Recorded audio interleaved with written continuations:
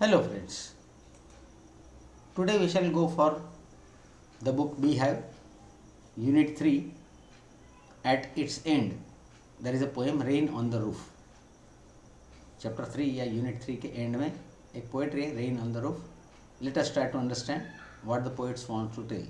As the title indicates, the rain on the roof, definitely it is describing monsoon season. Here the poet suggests us how we can get pleasure from the sound of rainfall. First of all, let us go through introduction, and after introduction part, we shall go for the poem line wise.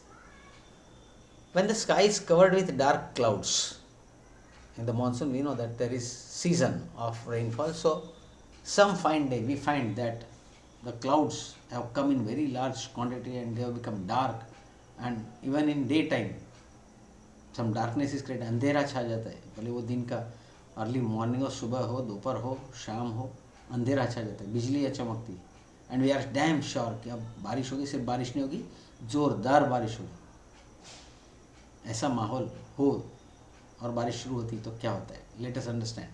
When the sky is covered with dark clouds and it starts raining, और जब बारिश शुरू हो जाती है, हमें पता होता है कि अब बारिश गिरेगी, अगर हम बाहर है तो भागकर घर की तरफ या किसी शेड में या किसी शेल्टर में जाने की कोशिश करते हैं। अगर हम घर पर हैं, हमें चिंता नहीं होती, we are eager to enjoy, कब बिजली कड़केगी और बारिश शुरू होगी और बारिश की जो हवाएं हैं, ठंडी हवाएं, वो आएगी, we are waiting for it. When the sky is covered with dark clouds and it starts raining, have you ever listen to the patter of soft rain on the roof? क्या आपने, जब बारिश शुरू हो जाती तब धीरे धीरे करके जो पैटर यानी रूफ के ऊपर गिरने वाली बारिश के बूंदों की आवाज़, बारिश की बूंदें जो रूफ के ऊपर गिरती है उसकी आवाज़ क्या कभी आपने सुनी? वो धीरे धीरे बढ़ती जाती है और जैसे बारिश बढ़ती वो आवाज़ भी तेज़ हो जाती है, क्या आपने वो सुनी है? We people stay in city, either on the top of our house there is a terrace, or we stay in some multi-storied complex where we are not capable to listen the beginning or the sound of the rain. Terrace होती है या फिर multi storeyed complex में जब हम होते हैं तो बारिश शुरू कब हुई और उसके गिरने की आवाज़ क्या है वो हमें पता नहीं चलता है। लेकिन अगर टेरेस के बदले रूफ हो, मेटल का अगर रूफ हो, एल्यूमिनियम का जो आता है, लोहे का, लोखंड का जो पतरा, लोखंडના પતરા જેને આપણે ગુજરાતીમાં લોખંડના પતરા કહીએ છીએ, એવા કોઈ રૂમમાં આપણે હોઈએ और such type of roof is on our house, the patter means the sound of raindrop, it is heard, and that is really a great music।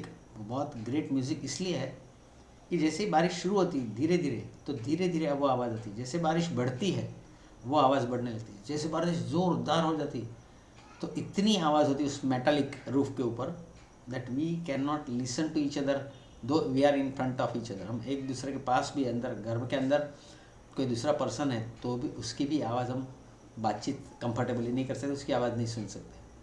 और जैसे बारिश कम हो जाती है वो आवाज़ कम हो जाती है, जैसे बारिश बंद हो जाती है वो पैटर, वो बूंदे गिरने की आवाज़ बंद हो जाती। Have you ever heard? उसके लिए हमें कोई रूफ वाला घर हो और मानसून की सीज़न और उसमें वहाँ बैठे हो, ये एक्सपीरियंस लेना ज़रूरी है। What thoughts flash through your mind as you heard this melody of nature? Melody means sweet music. जब आप ये कुदरत का स्वीट म्यूज़िक आपने सुना कभी पास्ट में, तो उस वक्त आपके दिमाग में क्या थॉट्स, क्या विचार आए थे? Read the poem to find out what the poet dreamed of while listening to the rain.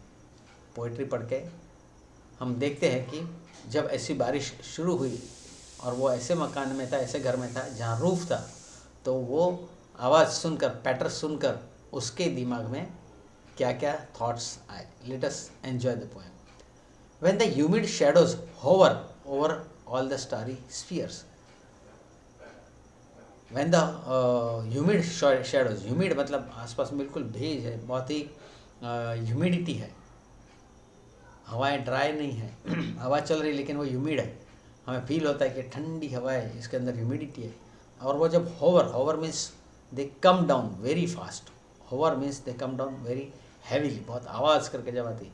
When the humid shadows hover over all the starry sphere, अपने आसपास का जो आसमान है वो पूरा भर गया है बादलों से, डार्क क्लाउड से, और चारों तरफ से बारिश हो रही है। हमें ऐसा लगता है, ज्योग्राफिकली ऐसा नहीं होता है, प्रैक्टिकली ऐसा लगता है कि हम देख रहे हैं तो हमारे चारों तरफ पूरा जो starry sphere means the whole sky, वहाँ से जब बारिश गिरती है तो and the melancholy darkness gently weeps in rainy tears, तब हमें ऐसा लगता है कि ये जो दुखी, मेलंकली है दुखी, ये डार्कनेस हो गया है दिन के टाइम पर हो, खास करके दोपहर को शाम को, तो पूरा डार्कनेस जो छा गया है, वो जो उदासी छा गई है, वो रो रही है in the form of rain drops के फॉर्म में। वो weep means cry, the darkness is crying और these are the tears of darkness, we call it as rain drops.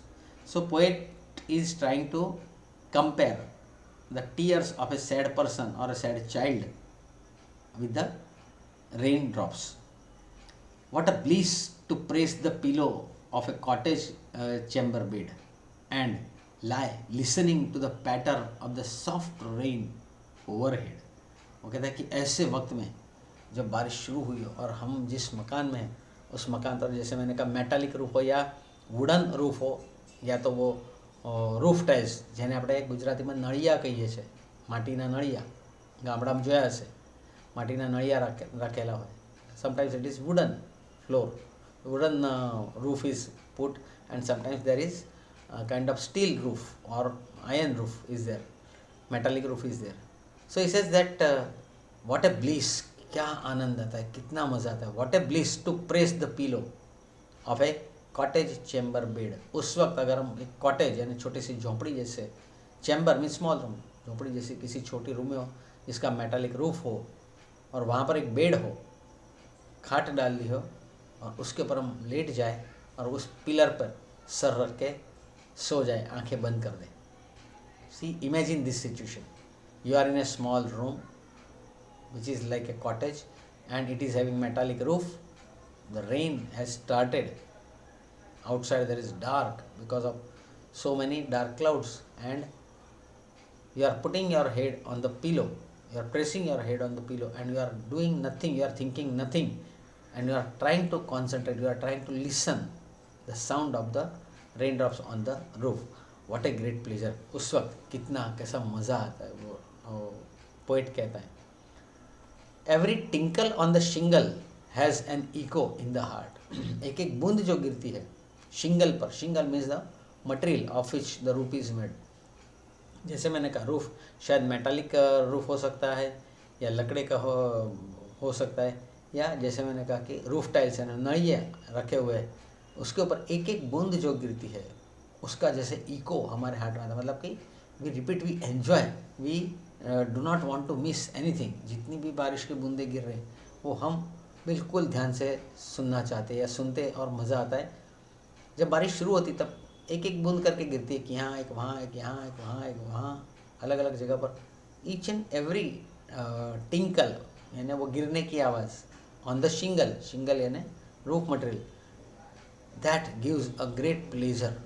It gives an echo in the heart, and 1,000 dreamy fancies into busy being start. और हमारे दिमाग में, दिल में busy being मतलब हम busy हो जाते हैं, busy person हो जाते हैं, because we start thinking about fancies. Fancies means imagination.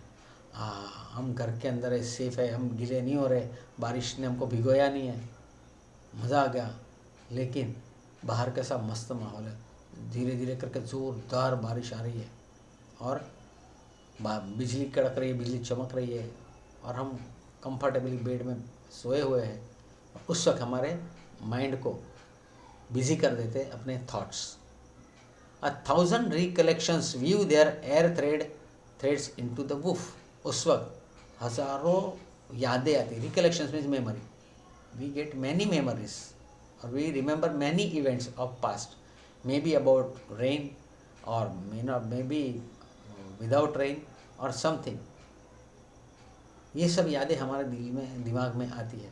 And they weave one by one stories, they weave their air threads into woof. Woof means outer layer of the thread. बहुत लंबे जो thread होते उसका यान बनाते, यानी उसका एक बंडल बनाते थ्रेड का, और उसको बाहर से थ्रेड से जो कवर करते हैं, it is called woof. Woof is covering the whole fibre group और फाइबर बंडल। तो हमारी इतनी सारी मेमोरीज है, उसको अभी तक हमने कवर करके रखा था, वो खुल जाता है। That woof is open and those threads of the memories come. एक इवेंट, फिर दूसरा इवेंट, फिर तीसरा। एक दिन हम स्कूल जा रहे थे और अचानक बारिश शुरू हुई। एक दिन हम स्कूल से वापस आते थे और अचानक बारिश शुरू हो गई। हम लोग मेले में गए थे और हमको पता नहीं था और वहाँ पर बारिश हुई। Whatever events are there, they come in our mind when we listen the pattern falling of the raindrops. So and 1,000 recollections weave their air threads into woof as I listen to the patter of the rain upon the roof. जब मैं ये पैटरिंग सुनता हूँ roof के ऊपर, तब मुझे past के बहुत सारे इवेंट याद आते हैं। Now in memory comes my mother. अब मुझे मेरी मदर की याद है। जब मैं छोटा था, समझता था सब कुछ, लेकिन छोटा था और मुझे मेरी मदर अपने पास ले लेती थी, वो मुझे याद आ रहा है। Now in memory comes my mother. अब वो सब इवेंट्स याद करते करते मुझे मेरी मदर की याद आती है। As she used in years agone. वो क्या करती थी, कब, इतने सालों पहले। The years agone means the years which are gone now, the years which are past means when I was small. जब मैं छोटा था वो सब साल चले गए, आज मैं बड़ा हो गया, लेकिन उस वक्त मेरी मदर क्या करती थी वो मुझे याद आ रहा है। Now in memory comes my mother as she used in years agone to regard the darling dreamers ere she left them till the dawn. और मदर मेरे पास सो जाती थी, मैं मदर को चिपक के सो जाता था। एक तरफ बारिश की पैटरिंग जो रूफ के ऊपर आ रही आवाज़ वो मैं सुनता था, मेरे मदर की वार्मथ मुझे मिल जाती थी। एंड देन डार्लिंग ड्रीमर्स, मतलब बहुत प्यारे सपने दिमाग में आते थे, बहुत प्यारे सपने आते थे। मेरे पास मदर है, I am very totally safe and this music is there on the roofs due to the shower of the rain और due to rain drops and it leads to dream. Means मैं सो जाता था mother को और मेरे प्यारे सपने आते थे। डार्लिंग ड्रीमर्स मीन्स बहुत सारे सपने मुझे आते थे। And I was enjoying before she left. It means before she left till the down. मुझे वो छोड़ के चलो सो गया, मुझे छोड़ कर चली जाती थी, लेकिन मैं सुबह तक, डाउन मीन्स अर्ली मॉर्निंग जब मैं सो जाता था, आई वॉज वॉचिंग और enjoying those dreams in the sleep. मैं नींद में वो सपने एन्जॉय करता था। ये मुझे याद आ रहा है। Oh I feel her fond look on me as I list to this refrain. वो उसकी जो नज़र होती थी मेरे पर, वो मैं देखता था और वो मुझे याद है कितने प्यार से मुझे देखती थी। जब मैं जाग जाता था, मेरे सामने मदर वापस होती थी और वो मुझे ही देखती थी, बड़े प्यार से देखती थी कि मेरा बेटा, मेरी बेटी, मेरा बच्चा कैसा बढ़िया है। और वो लुक जो है, वो उसकी आंखों में जो प्यार था, वो मुझे याद आता है, क्योंकि उस वक्त भी रेन हो रहा था और यही म्यूज़िक पैटर्निंग चल रहा था। आज भी वो होता है तो मुझे मदर याद आती, जो मुझे आराम से सुला देती थी और जब मैं जागता था तो मेरे सामने फिर से आ जाती थी। So I feel her fond look on me as I list means listen. यहाँ लिस्ट का मतलब होता है listen. As I listen to this refrain मतलब